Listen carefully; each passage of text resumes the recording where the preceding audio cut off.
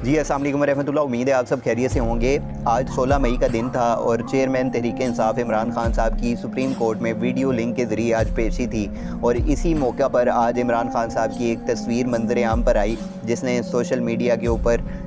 जो है वो एक धूम मचा दी। और जिस तरह बैरिस्टर गौहर हैं जो पाकिस्तान तहरीक इंसाफ के इस वक्त के चेयरमैन हैं, उन्होंने पहले ही कह दिया था कि जब इमरान खान साहब की एक झलक एक तस्वीर सामने आएगी तो वो मिलियंस और बिलियंस के जो व्यूज़ हैं वो हासिल करेगी। और आज हमने ऐसा ही होते हुए देखा। सोशल मीडिया के ऊपर हर जगह पर इमरान खान साहब की जो तस्वीर थी वो वायरल थी। दूसरी जानिब जो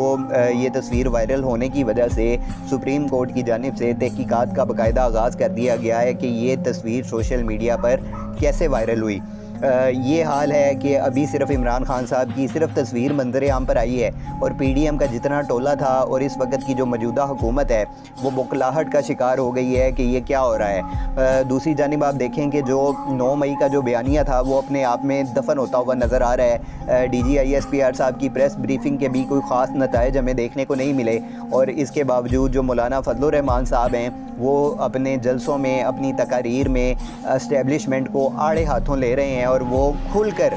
जो है इस्टेब्लिशमेंट के ख़िलाफ़ सख्त मजम्मत कर रहे हैं और उन पर खुली तनकीद कर रहे हैं। और वो कह रहे हैं कि दोबारा जो हैं वो फ्री एंड फेयर इलेक्शन करवाए जाएं और फ़ौज अपनी जो मदाखलत है सियासत के अंदर उससे बाज रहे। ये मौलाना फजलुर रहमान साहब के अल्फाज हैं। उन्होंने मज़ीद ये कहा कि अगर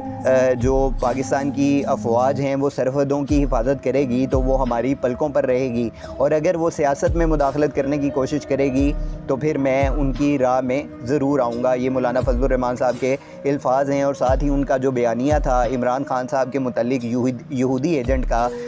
उन्होंने इस बात का भी एतराफ़ कर लिया कि ये सिर्फ़ एक सियासी बयान था।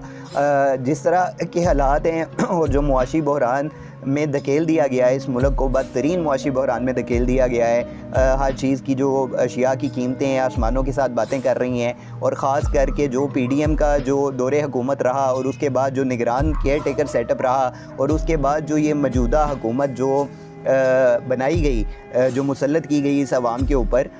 इसने जिस तरह के इस पाकिस्तान में हालात पैदा कर दिए हैं वो इंतहाई काबिल मज़म्मत हैं, इंतहाई अफसोसनाक हैं। हर किस्म की जो कारोबारी सरगर्मियाँ हैं वो बुरी तरह से जो हैं वो मुतासिर हुई हैं। और दूसरी जानिब जो कभी विकी लीक्स आ जाता है, कभी पनामा लीक्स आ जाता है, बड़े बड़े लोगों के नाम आते हैं, बड़ी बड़ी जायदादें सामने आती हैं जो इस कौम के टैक्स के पैसों से चोरी करके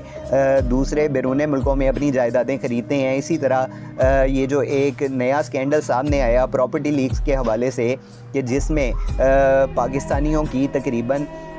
12 अरब डॉलर से ज़ायद की जो प्रॉपर्टी हैं वो दुबई के अंदर मौजूद हैं और हम सिर्फ़ 1 अरब डॉलर के लिए जो है वो भीख मांगते फिर रहे हैं। ये हमारा हाल है। ये इस मुल्क के साथ सलूक किया जा रहा है और पाकिस्तान की जो आवाम है जो पहले ही मुआशी बहरान में दलदल में फंसी हुई है उसमें से टैक्स की शक्ल में जो पैसे कलेक्ट करते हैं उनके नतीजे ये निकलते हैं कि इनकी अपनी जायदादों में इजाफ़ा होता है और इनकी जो बैरून मुल्क की जायदादें हैं उनमें इजाफ़ा होता है। बजाय इसके कि ये पाकिस्तान की आवाम के लिए कुछ करें, सिर्फ़ वादों नारों तक महदूद रहते हैं और ये सिर्फ़ एक दूसरे को बचाने की कोशिश करते हैं। जैसे इमरान खान साहब ख़ुद कहते थे कि जब मैं इन चोरों पर हाथ डालूँगा, इन पर घेरा तंग करूँगा तो ये सारा टोला जो है वो इकट्ठा हो जाएगा। और हमने पूरी कौम ने